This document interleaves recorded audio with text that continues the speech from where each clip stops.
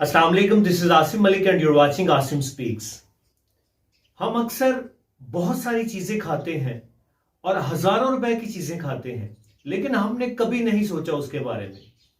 हमारा जिस चीज को दिल करता है खाने का, हम वही खाते हैं, लेकिन हम ये सोचते नहीं हैं कि हम इस पे इतने ज्यादा पैसे खर्च कर रहे हैं।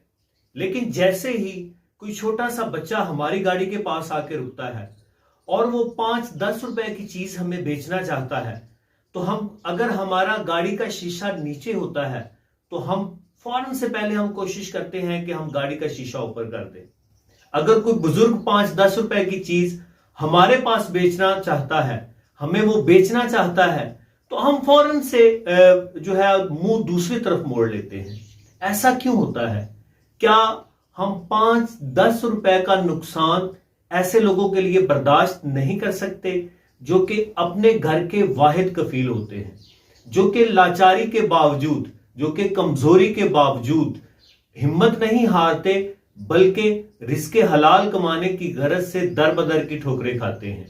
हम ऐसे लोगों को नजरअंदाज कर देते हैं जो कि मेहनत मजदूरी करके अपना पेट पालना चाहते हैं। हम ऐसे लोगों को नजरअंदाज कर देते हैं जो कि दूसरे लोगों की तरह बड़े जो मुनाफाखोर लोग होते हैं उनकी तरह ज्यादा मुनाफा नहीं कमाते, बल्कि वो चंद रुपए कमाते हैं और चंद रुपए कमाने के बदले वो सारा दिन धूप में खड़े रहते हैं, धूल मट्टी सारा दिन उन पे पड़ती रहती है, लेकिन वो इसकी परवाह किए बगैर वो अपना काम जारी सारी रखते हैं।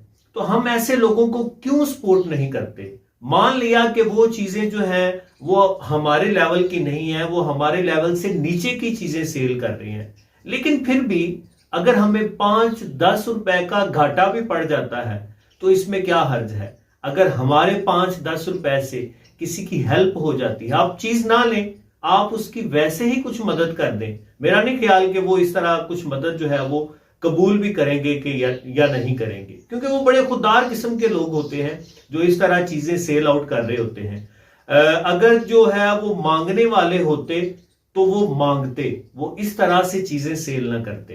तो दोस्तों, मैं गुजर रहा था, मैंने रास्ते में ये चीजें जो थी इसको महसूस किया, इसका जायजा लिया।